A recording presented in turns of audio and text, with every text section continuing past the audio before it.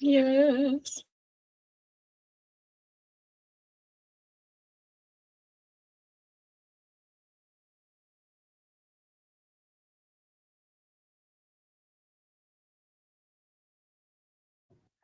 Testing, testing. Mic check 1, 2. 1, 2, 1, 2.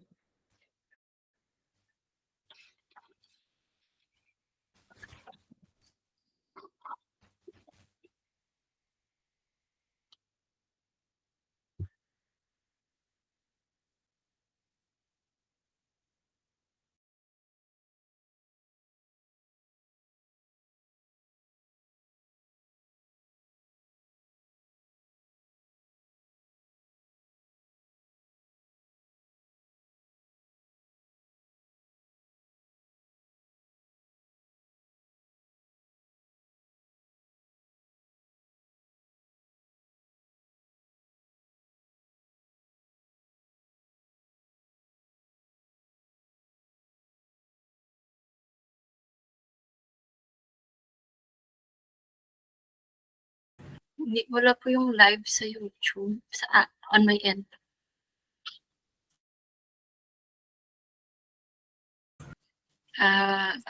ABHD na ako.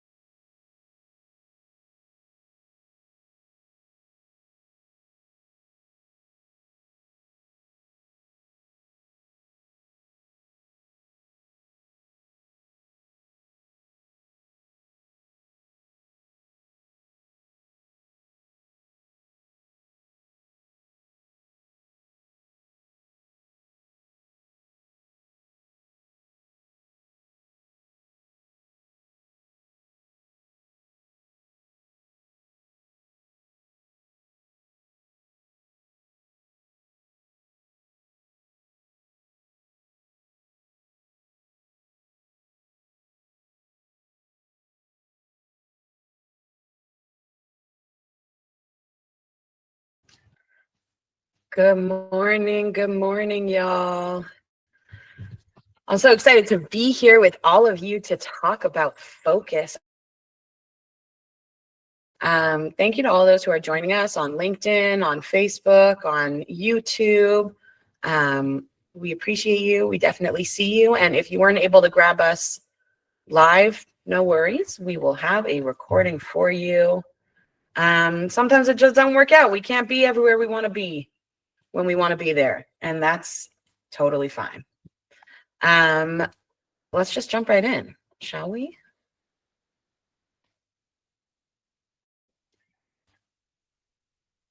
All right, y'all. I am going to share my screen with you. The right thing.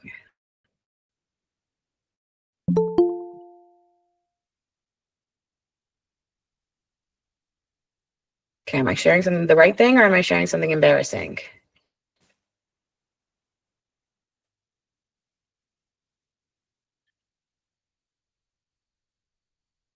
Cool. Thank you so much. All right, y'all. For those of you who do not know me, my name is Avy Schondorf, and I am the host of the AVHD podcast, where we talk about us. We talk about ADHD. We talk about neurodivergency. It's a platform and a podcast that's designed to support fast thinking, deep feeling entrepreneurs, especially those who are neurodivergent. But if anything that I say applies to you, stick around, because you can learn from absolutely anything. You don't have to fit into the label or whatever it may be to jump on in. To my team, can somebody please go admitting people into the call, please? Thank you so much. So we are here to talk about the focus framework, and the focus framework is how to filter out chaos using systems. Filter out chaos using systems. Get it? It's cute. And honestly, I mean, I don't know about y'all, but this is something that I genuinely struggle with every single day. And that, I mean, that's focus. Because first of all, what on earth does focus even mean? Like, we are told to focus from a very young age, but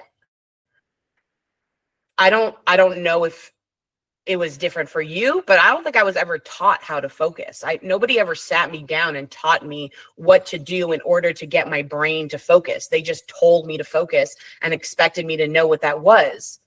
And even now, as adults, especially as entrepreneurs who are responsible for our own businesses and for generating our own income, we can get really stuck really easily. So the kind of focus that we're talking about today, first of all, what is it not? It is not the kind of focus that you have to force with like timers or by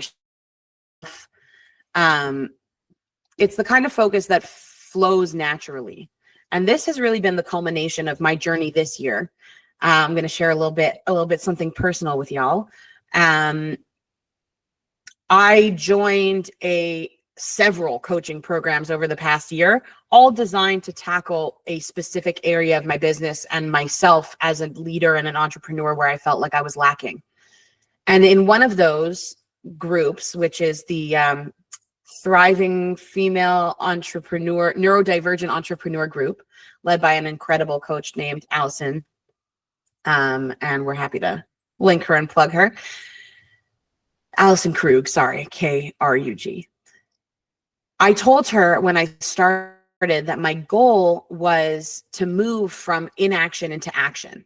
Because as opposed to a lot of my counterparts who are constantly in go mode, I had spent the last 5 years figuring out how to really slow down, be intentional, stop doing a lot of things, kind of recenter and focus in myself.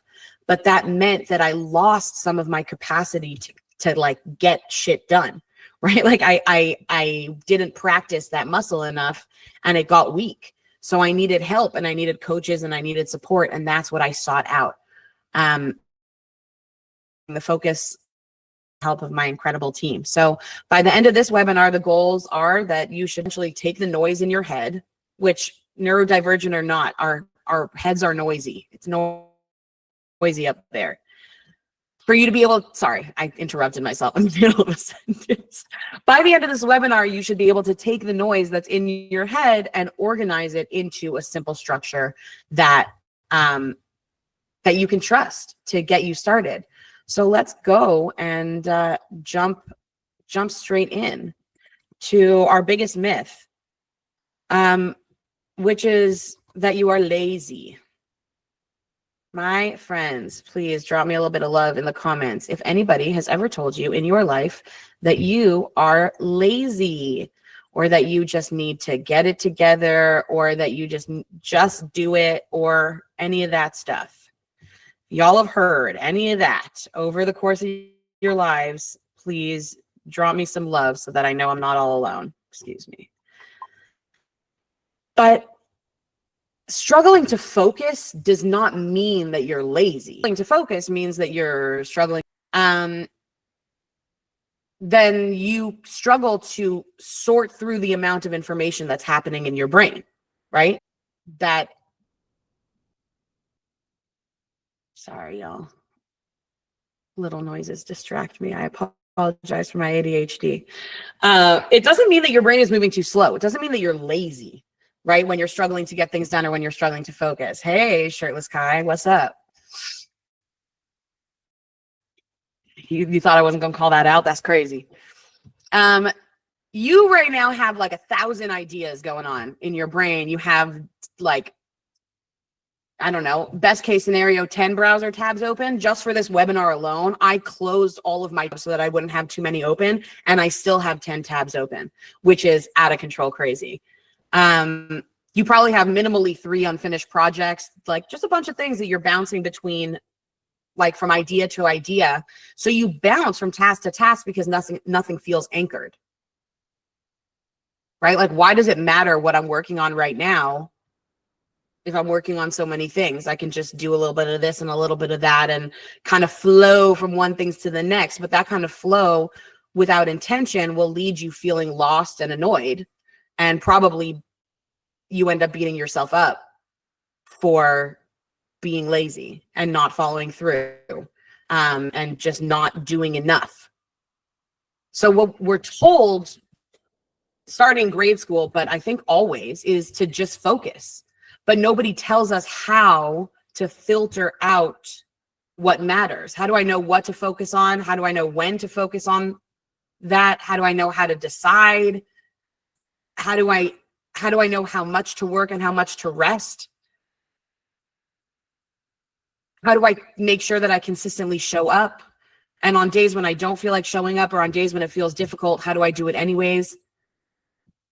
That's why we built the focus framework. And again, focus is filtering out chaos using structure. Because if you're just sitting there white knuckling it through life and telling yourself that it's time to do something differently, right? But like without any actual path forward, then you're just setting yourself up for failure again. And you're not treating yourself with kindness, and you're not treating yourself with grace. So today we're going to learn how to do it so that you can show up more kindly for yourself and focus better. Ready? Let's go. So our first F, not only is focus filtering out chaos using structure, we also have broken it down into 5 essential steps for you, because 5 is an easy number. It's on one hand. You can follow 5 steps. You can do 5 things. So our first is filtering out noise. How do we stop chasing every single idea? Not every single idea deserves your attention. Not every idea is a good one. Some ideas are just like real big stinkers. But if you focused on those and you hyperfixated on them for the day, you can find yourself 12 hours later having wasted 12 hours pursuing an idea that's a stinker. And that's unfortunate. Clarity comes from sorting meticulously and with data and intention, again, the signal from the noise. What is distraction and what is actually moving me forward towards what I want? So how do we apply it? there's a bunch of different ways to do this. There's a lot of ways in which to filter out noise, because the noise comes from a lot of different directions. Let's talk first about where that noise even comes from. It can come from your own self. It can come from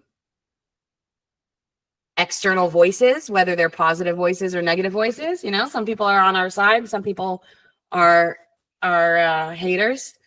It happens.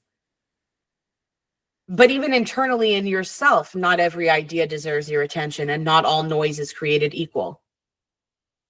So we're going to learn about a couple different things. The 30-day rule is, I'm going to park this shit here for 30 days, and then I'm going to see what happens at the end of 30 days. When does this rule apply? I have an idea and it's a totally brilliant idea, but like I'm at capacity right now. I jot it down and then I review my ideas once a month from what we call our idea parking lot. It's just the place that you put all the stuff that could potentially be interesting at a certain point, but I'm going to place it somewhere because nothing is on fire. I mean, some things are on fire and like the world is on fire, but we're entrepreneurs. We're solving long-term solutions. We're not firefighters. We're not brain surgeons. We're not solving emergencies in the sense that it has to get done right this second. We're solving big problems in the sense that it has to get done properly at a reasonably quick pace, but not today or tomorrow. So you can write your idea down, park it for 30 days, and then see at the end of 30 days, sort through them and see which ideas are really sticky and which deserve your attention and what was just noise. The second thing to do, and this is for a higher frequency, is do a brain dump. And we're going to talk about specifically brain dumping a little bit later. We're going to do a little demo. But a brain dump is just sitting down. You set a 10-minute timer. It is only 10 minutes. And do this as often as you feel like you need to, but minimally once a week. You set a 10-minute timer and you just write all of the stuff that you need to do and all of the dependencies of the things you need to do. And you break it down into the small tasks, whatever comes up, even a bunch of different times from slightly different angles. It's okay. Don't censor yourself. Just sit for 10 minutes and write and see what comes out. This is not like free association writing. This is, I have shit in my brain that is a task or that is like relying on me, which means it's taking up my capacity and it's taking up my bandwidth. I need to put it down on paper. And then you sort your brain dump into, well, the most basic way of sorting it is now, later, not mine. And that works really well for ADHD brains. We have a more complex sorting methodology that we'll get to a little bit later, but that already right off the bat is a major help. Do I have to do this now? Can I do it later? Does this not belong to me? And one of the things that we really need to do here is remember that even among the important activities, even once you've sorted the signal from the noise, not all activities are created equal. They don't all have the same level of importance. So you need to know if this is something that's actually for right now, or like, I want to do this right now, but really it's going to pull me off track. We're not making decisions based on what we feel like doing, right? We don't have that luxury. We're adults with bills. We're making decisions based on the business strategy and what we need to be doing to keep ourselves on track. So that's step one, filtering noise. What is the noise and what is the signal? And then within the signal, what is actually the most important right now? What can be done later and what doesn't belong to me at all? And we're going to talk about not belonging to you at all a little bit more, but essentially y'all know how much I love delegating and talking about delegating, because if it's not for you, don't do it. You're wasting your time, and your time is precious. Okay. Our O in focus is for organizing inputs. Your brain is not a storage locker. It's not a place to like put old movies and like school photos and the name of your childhood best friend's dog and the phone number of the pizza guy from 20 years ago. If you're a neurodivergent person, you might have a lot of this stuff just floating around your brain, which is ridiculous. But also you're taking in a lot of information all the time and you're keeping it in there. We have a very difficult time deciding what we need to store and keep in our brain and what we don't. So what do we do? Well, what do you do when you run out of memory on your computer? This is the audience participation portion. You buy more memory. Yes, exactly. You go to the store and you buy more memory. So how do you buy more memory for a human brain? Well, stop treating yourself like you're a hard drive. That's step number one. And then when you're done treating yourself like a hard drive, you can realize that you can actually externalize the majority of these things. Structure outside of your head and outside of your brain frees up space. And structure can look like a number of different things. So how do we apply it? Well, you can map tasks on boards or notes. If you're a computer person, be a computer person. If you're a voice note person, be a voice note person. I'm surrounded by whiteboards and electronic boards and little bits of paper and all kinds of different writing implements. Just write it down, get it out, map your tasks outside of your head. Once it's out, once it's gone from your brain, my dog is drinking so loudly right now, it's out of control. It's so distracting. Your words and stuff, once it's outside of your brain and once you can see everything, okay, let's group our items so we can spot the priorities. I do this naturally already, even on my whiteboard. I don't know if y'all can see my whiteboard, but even on my whiteboard, there's like 1, 2, 3, 4, 5, 6 different ideas on my whiteboard, and they're all kind of grouped together in writing areas. Sometimes color coded in different colors if they really have nothing to do with each other. Same tasks are kind of color coded the same, or something I want to group together in my mind is color coded the same. And then I also put them together in like close physical proximity. So that way you can spot the priorities. Okay, these are all of the things that I need to do for X project. Now let me look at the data and see what priority is going to jump out at me. Okay, and then digitize it, meaning like put it into a task system or whatever, only after it's visual. I know that that feels like double work, but I mean, I can't tell you it's not double work. It's worth it. It is a little bit double work, but it's super duper worth it.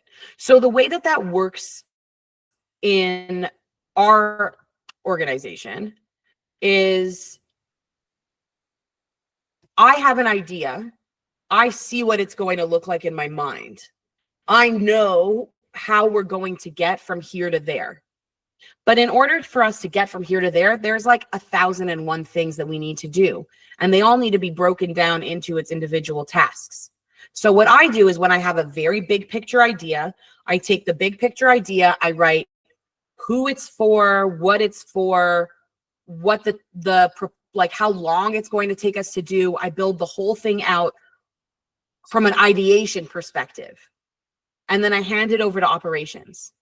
And operations is going to take that and group the items to spot the priorities and plot them out into an actual path that can be accomplished and done. At that point, it gets digitized by the implementation team, who are the people who are actually going to be doing the particular tasks. So it gets digitized into each individual board, and we have an overall for the project, and then everyone knows what they need to be doing. That's all very well and good when you have a whole team like I just described. And it just makes it infinitely easier. And if you're not at the point yet where you can have a team, that's okay. The same system still applies to you. So you treat yourself, first of all, I'm treating myself like the CEO. I am the person who has the vision. That is my job right now. And that's the hat that I'm wearing. So when I'm talking about my vision, let me describe it from a vision perspective. This is the goal. This is the purpose. This is the why and the what, but not yet the how. Once we have the why and the what, then we can group everything into tasks or priorities or whatever it may be. And then put it down in the task manager, or keep the list or work off of the list. Even if you don't get to the point of digitizing it because you're just one person, just sitting down with yourself and going from planning stage, like vision stage, to planning stage to implementation stage, is going to save you so much time and effort, because at any point you'll be able to ask for help and hand something off. Whereas if you don't have the vision and you don't have the plan, then somebody might come and offer to help you, and you won't be able to capitalize or take them up on their offer because you don't have the capacity to do help. And you're like, well, today we're kind of doing, I'm not really sure, but we definitely need to get the website done, and we definitely need to do this. And nothing's ever going to get done that way. And you can continue insisting on working that way, but it's not going to work for you ultimately at the end of the day, beginning of the day, or middle of the day, in my humble opinion. So now that we have filtered out the noise and we've organized our shit, right? I filtered out the stuff I don't need. Now I'm left with the stuff I do need. I've organized it, and I have decided on my priorities, and I am focused, and I am ready, and let's go. But I'm talking to a group of people who struggle with focus, because if you didn't struggle with focus, you literally wouldn't be here. What do we do to get ourselves into focus mode? This is my variation of just do it. Because just do it, I mean, it sounds like stupid advice. And for the most part, it is stupid advice, because what we mean when we say just do it is like, I don't understand, what's the big deal? Suck it up, just start. And I want to propose the same advice, but like with a slightly different framing. Just start anywhere. You can start with something. And the way that we just start with something is a ritual. Rituals train your brain, as opposed to a routine where if you break the routine or you break the habit, that triggers shame. And y'all, if you like me struggle with habit formation, you understand the shame of not doing the thing. It is just the worst. But rituals train your brain in like, I was going to say a soft way, but it's not soft. It's just more useful. You put a cue in place that flips the switch into focus. So now we're not relying on importance. Okay? It's not like it's important, so I'm going to figure out how to do it. No. We're relying on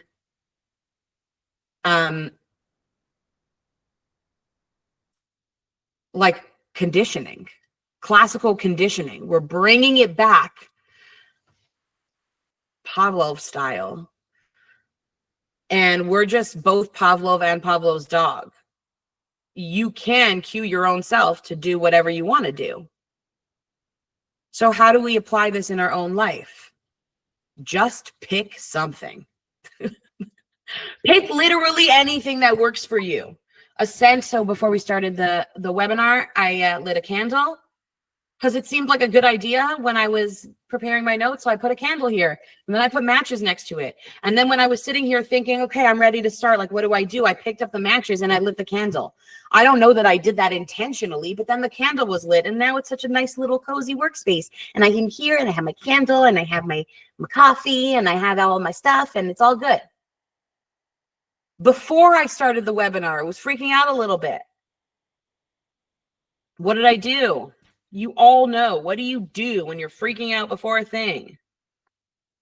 And drop your pump up song for me because I want to know what it is. Turn on some music. You turn on your pump up music. You know, pump up the jam. Get jiggy with it. It's like it completely turns your mind around. It gets your body in a different place. It puts your flow in a different place.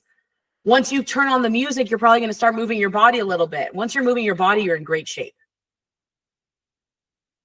Okay? So what we do is we pick something that we like. A candle, a scent, a specific perfume that you put on, or a cologne that you put on when you're starting to work, a song that you turn on, a something that does what you want it to do for you. And then you pair a sensory cue with starting. Okay? So when I put on this perfume, when I light this candle, when I pour coffee in this mug, when I turn on this song, then I start whatever thing. There are no delays between the sensory cue and the starting. Okay? You got to do it right away. There is nothing in between one and the other. If the song starts playing, you stand up. If you lit the candle, you open your email. You have to pair the cue, the sensory cue, with beginning the activity. Otherwise, all you're teaching yourself is that the sensory cue is your cue to like delay something, which is probably a bad thing to teach your brain. And what do we mean by a sensory cue? We mean anything with the 5 senses. Sight, hearing, taste, touch, smell. Right? Eyes, ears, mouth, nose, hands. Yeah. Anything like that applies. Just pick a thing. So like Kai's been doing a daily workout for the last 42 plus or minus 6 days. You turn on the music, you turn on the camera to do the workout, and then you start the workout without any delays. And then every time, if you don't feel like doing the actual workout, that's cool. You don't have to do the workout. All you have to do is turn on the song.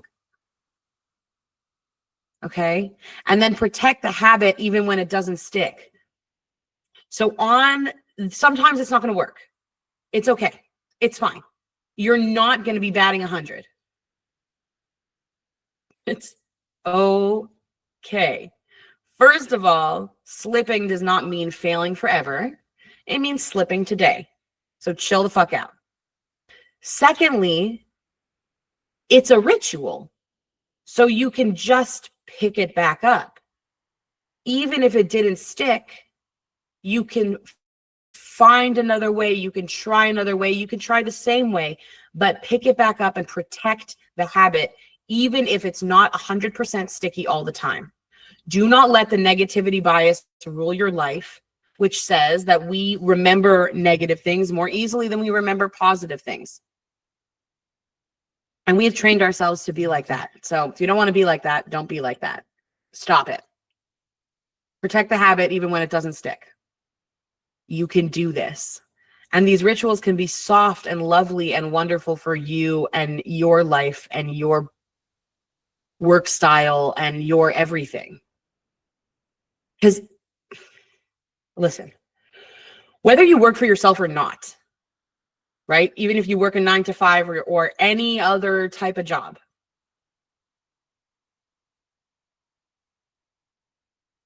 you're still your own boss.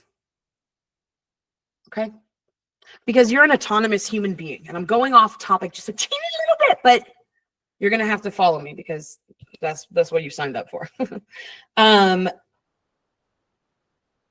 You are your own boss in that you have full and autonomous control over your existence.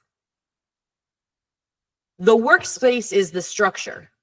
And sometimes we have more choices and sometimes we have fewer choices. Sometimes we have better choices. Sometimes we have worse choices. But we always have a choice as to how and where we're going to spend our time. So the workplace provides the structure and the framework that you have to exist in. We work 9 to 5 or 12 to 7 or 10 to 10 or whatever it may be. And you choose whether you want to put yourself into that or not. Again, some of us have more choices or less choices, but choices exist. Sometimes they're shitty, but they exist. What you don't have control over any of that. What you do have control over is how you're going to show up in that space. So if you are working at a job that is making you completely and totally miserable, and you have no option to leave the place that is making you completely and totally miserable, then you have to leave the elements that are making you miserable. And that means creating things to put positivity into your own life where someone else is trying to put negativity in. Okay? Put a candle on your desk. You might not be able to like light fires in your office, but have a fidget drawer if you need one. My fidget drawer is out of control.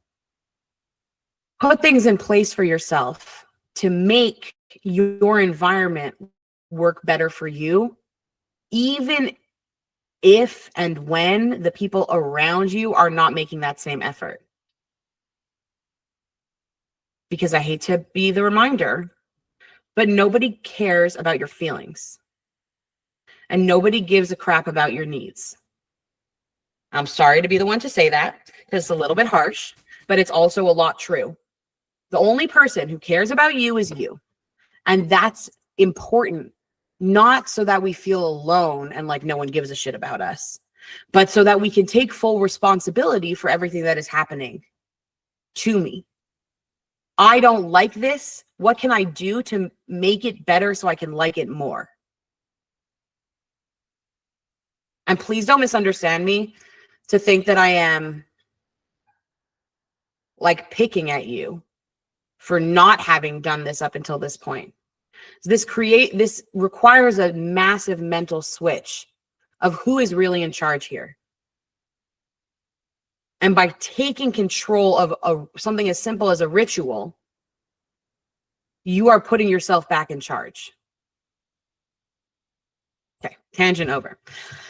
Our you in focus is using visual systems, right? So we filtered out the noise, we organized the input, we created the ritual so that we can start, and now we need something so that we can stick to it. Because I've started, great, that's wonderful. And tomorrow I start, and the day after I start, and I start, and I start, and I start. But is anything even happening for us humans, and us neurodivergent humans for sure? Progress is only sticky when you can see it move. You have to visually see the thing moving. Use your eyes to help you. So what does that mean? Like, what does that mean at work? If you're working on a particular project and you're launching something from the ideation stage, which a lot of entrepreneurs are doing, then actually getting to a point where your business is viable in real life, it takes time. And there's many tasks that need to be accomplished and things that need to be done in a particular order or not in a particular order for the progress to happen. But if you're just checking things off of an endless to-do list, then you're only seeing what's left to do. You're not seeing what's been done. So again, progress is sticky when you can see it moving visually. Think of like fundraising campaigns where they have that thermometer or whatever, and they fill it up and up and up and up. We can see visually how much we've done, and we can also see visually how much is left. It motivates you to fill in the gap because you're framing it from what we have, not from what we lack, if that makes sense. So how do we apply this? How do we apply visual systems, and what kind of visual systems can work for you in your life? Color coding. Love color coding. There's lots of ways to color code. You can color code by stage, by urgency, by project type, by idea type, by revenue quadrant. Color code. Sometimes, if you're feeling really crazy, you could double color code, like for stage and urgency, or even triple color code for stage, urgency, and project type. Or maybe you could color code and tag things. That's our second thing, tagging with clear statuses. I don't know if you guys can tell, but I freaking love visual systems. They make me so happy because then you can see all of your hard work in real life happening in front of your face, and it's moving, and it's so awesome. And if you're in my team and you have benefited from seeing your progress in real life, drop me a something, a yay or a happy or a heart or a something. Because we have shifted the way that we do things with our statuses and our internal document reporting to wins of the day, like stuff that we have gotten done, not what is missing, but what is done, so that we can always be tracking our progress and not our lack. Okay. Color coding, tagging, statuses, sticky notes. Keep your wins visible to build momentum, not for hubris and not to say that I'm done, but to say, okay, I have done a lot. We are moving. There is progress. This is working. Otherwise, you just get kind of like stuck in this pit of stuckness and despair. So we filtered out the noise and we organized our shit and we created a ritual and we are using a visual system so that we can actually see what's happening. And now we have to sustain our attention. Hello. Hard part. Focus doesn't work good especially for people with any type of form of pervasive demand for autonomy, which I think is most people in the world because people want to be autonomous. Don't tell me what to do. You're telling me to focus. That's not freaking helpful. First of all, don't tell me what to do. Second of all, it's not helping. Third of all, I really, really push back and dislike when somebody tries to force me to do something that just doesn't feel right. As bratty and entitled as that sound, I don't freaking feel like it. So what do I do instead of forcing myself? I develop rhythms that renew, okay? It's not always going to work. It's not always going to be perfect. You're going to fall off, maybe even daily, and that's okay. Because there's things that we can do to get ourselves back on track, like micro rewards. I used to put a little smiley face next to every correct answer when I was studying for the SATs. And after 50 smiley faces, I got a little treat. So I was doing something active and tactile to give myself a little reward. My assistant generated a schedule with me that when you check it off, like the face changes from sad to happy. That was great. My tasks were so happy. They're constantly needing to figure out new things for me to keep me on track.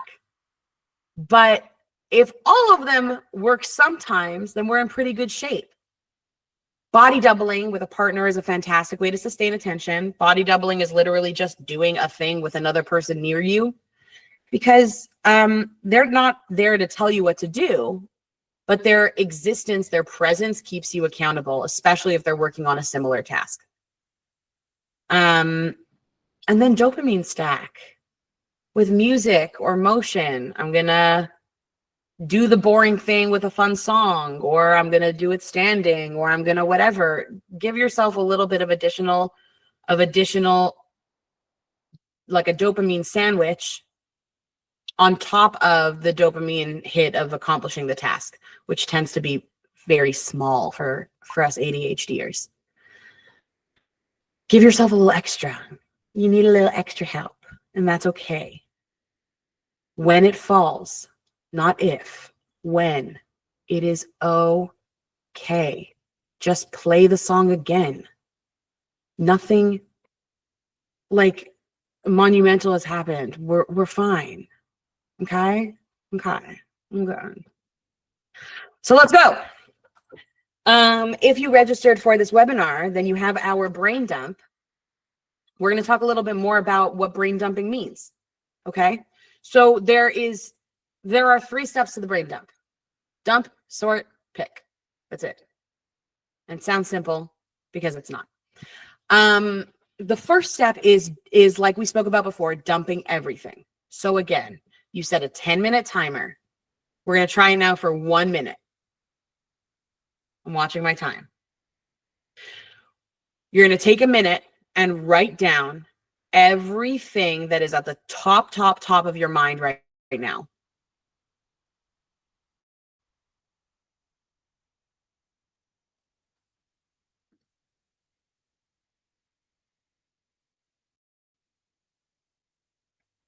If you're still, you should be picking up a pencil or a pen or your phone and writing down the things that are top of mind.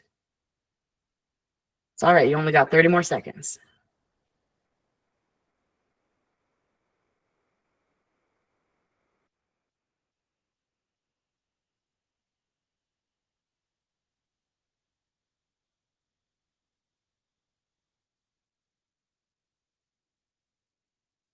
Write down everything that's top of mind. Should be coming fast because your brain is very full.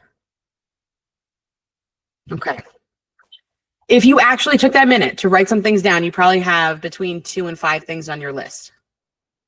If your brain was very full and you write really fast, you probably have like 10 things.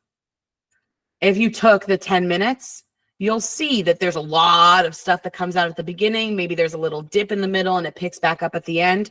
It's fine. 10 minutes is not a long time. You can do 10 minutes. Okay? The second step is to sort it. And the way that you sort it is a little bit different for everyone. But our general categories are, is this work or home? And then, is it now or not now? Is it high priority or low priority? And like, who is it for, if it's for someone in your family or in your company? And who's responsible? Okay, so there's 5 things. You have the what the thing is. So now we need to know, is this for home or work or for something else? Who is it for? Who is responsible for it? When does it need to happen, now or not now? And how urgent is it? High priority, low priority. Okay. And now you have all the information you need to be able to just pick one. Just freaking pick a thing and start and go. And the rest of the things, you can see clearly what needs to be delegated and what doesn't need to be delegated. So if you don't have our brain dump tool, we'll send it to you or ask us for it or whatever. We want you to have it because it is actually so critical. I will also tell you that it is literally the first thing that you're going to stop doing. Okay? And that's annoying because it is the most beneficial thing for you.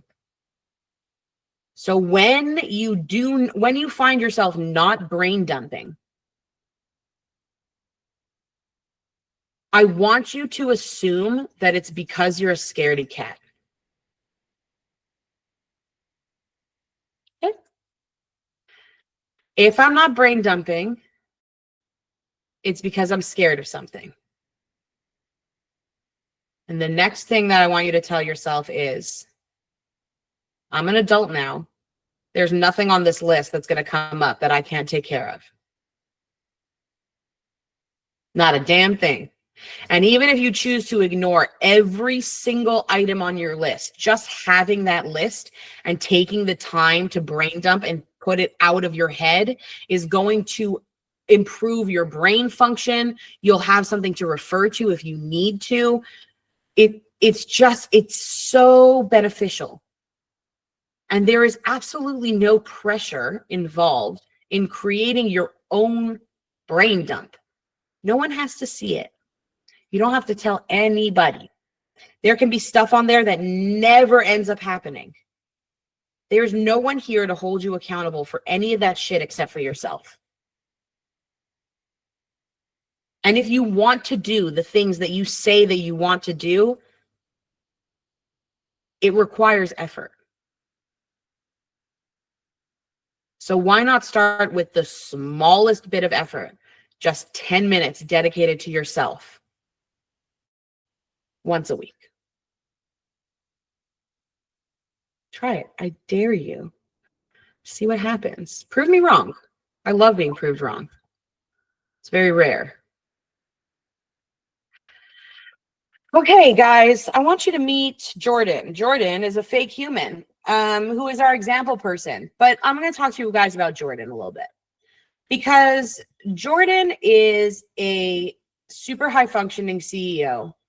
He hasn't been working in a traditional 9-to-5 in at least 10 or 15 years. His business is on paper quite successful, and he is making the amount of money that he needs to be making. But Jordan doesn't feel good. And Jordan knows that if, as successful as his business is right now, it's not actually guaranteed to be successful, sustainable, or scalable long term. Because he doesn't really know what his business is solving all the time. And he doesn't really know what he's supposed to be doing. He knows that he's busy. He's just not really sure what that means for him. And on the outside, externally, Jordan is the picture of competence. The wheels are moving, things are turning, they're happening the way they need to, the money is coming in, but Jordan is tired. And Jordan needs help sometimes.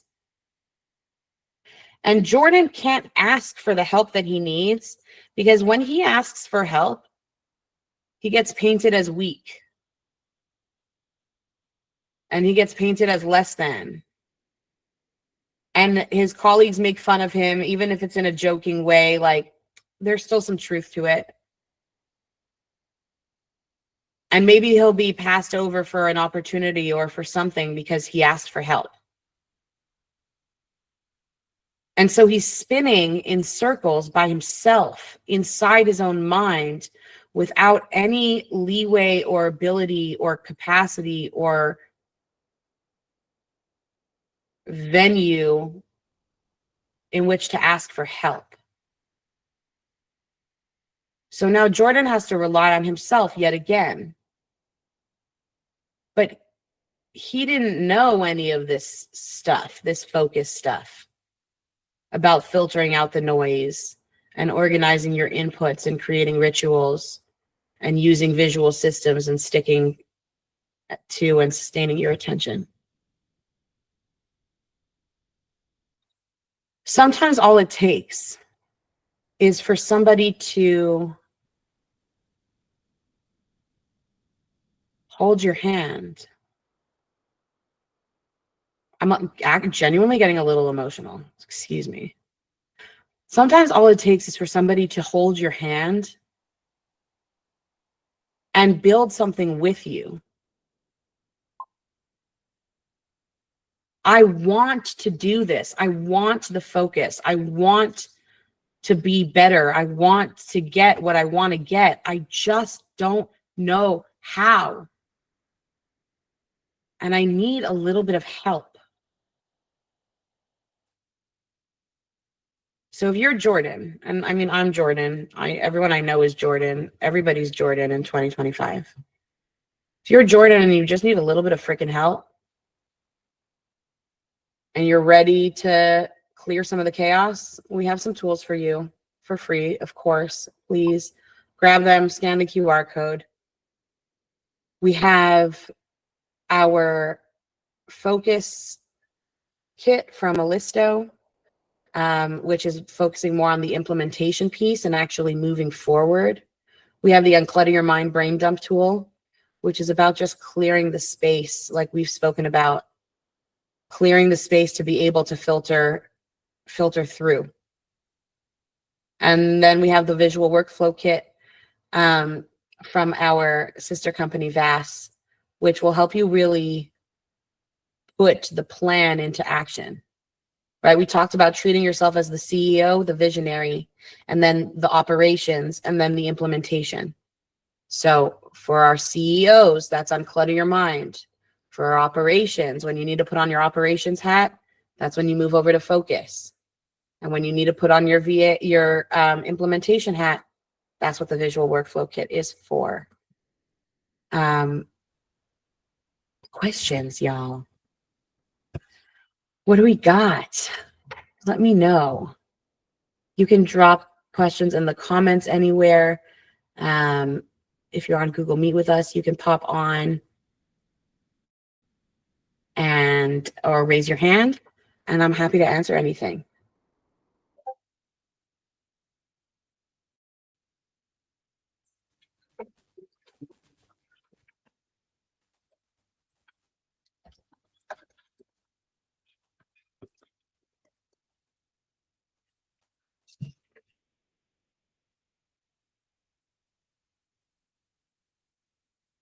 Okay, so we have a question here. When you look at your current workload, which category do most tasks fall into? Do they fall into now, a later, or not mine? Okay, that's really, really interesting. I would say kind of at the beginning of your business, at the beginning of the journey, there's not a lot of not mine, right? Because it's just yours. It's just you and yourself. So really what we're talking about is now, later, or not at all. And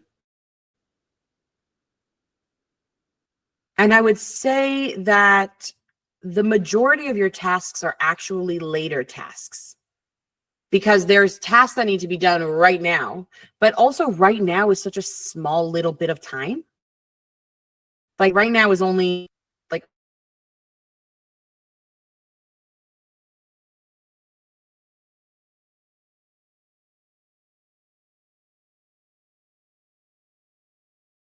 right now, I only have one right now. I have lots of laters. So I need to actually pick like the top, highest, most impactful thing that needs to happen right now. And when you think about it that way, it makes it easy to select what you're going to be doing. And then you can just go back to your list and choose something else. Thank you so much for that question.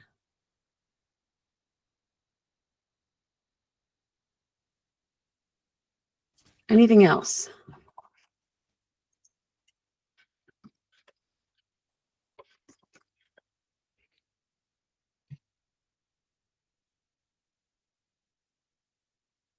I have a question here on Google Meet.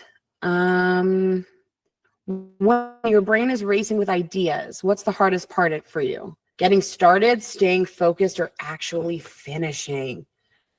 Is all of the above an option? I think, which is the hardest? Everything is the hardest.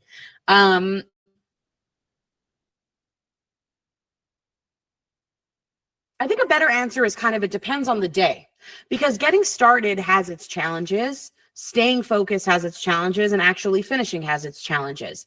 But if you can reframe it and understand where the challenge is coming from each of those things, then you can tackle the problem as it comes up. Right? Because otherwise you have two options, basically. You can be sitting here saying, oh my God, I'm never getting started. I never finish anything and blah, blah, blah. And then you get stuck in this shame spiral and it's just, totally freaking useless. Or you can understand what is happening and attempt to solve for it. So if today I'm struggling with getting started, maybe I have the time to figure out why I'm struggling with getting started, and maybe I don't have the time. Right? So we just solve for struggling to get started. What that looks like is, I am struggling to get started right now. Okay. That's a bummer that you're struggling to get started. That's okay. We can help. What's the thing that we do when what do you need to start on? What do we do when we need to get started on that thing? You're talking yourself through this in your mind, but out loud is even better. All right. Let's go. Get started. And then you start your ritual and you start. And if it doesn't work and you need to repeat it to yourself a few times, so you needed to repeat it to yourself a few times, it's fine. It's not the end of the world. If staying focused is your challenge, then when you notice yourself getting off track, instead of saying you are off track, just put yourself back on track. Okay? Your brain is a big toddler. Treat your brain like a child. So if your child is having trouble getting started with something, you help them and you take their hand and you walk with them. If they're having trouble staying focused, then you gently redirect them back on track. Maybe there's a reason they can't stay focused. Maybe you're hungry. Or maybe you're being a big baby. So let's just gently redirect you back to what you're supposed to be doing. And if actually finishing is your problem, well then, okay, cool. Gently redirect yourself into actually finishing. Employ external accountability so you can actually finish. All of these steps are the exact same thing that require me to say, something is stuck. What is stuck? Where is it stuck? Hey, it's stuck. Let's decide to be unstuck. Okay, we're unstuck now. And you might have to do that a lot of times. Maybe at the beginning, maybe in the middle, maybe at the end, maybe all three. It just is what it is. But don't give up on yourself. Because your idea is worth sticking with. And if your brain is racing too loudly, maybe not now is not task time. Maybe now is brain dump time. Maybe I didn't even give myself the right option. Because what's the first step when my brain is racing with ideas? Stop, pause, filter out the noise.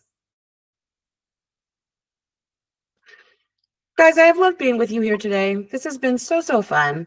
If you're catching us on the replay, love it. Hey, what's up?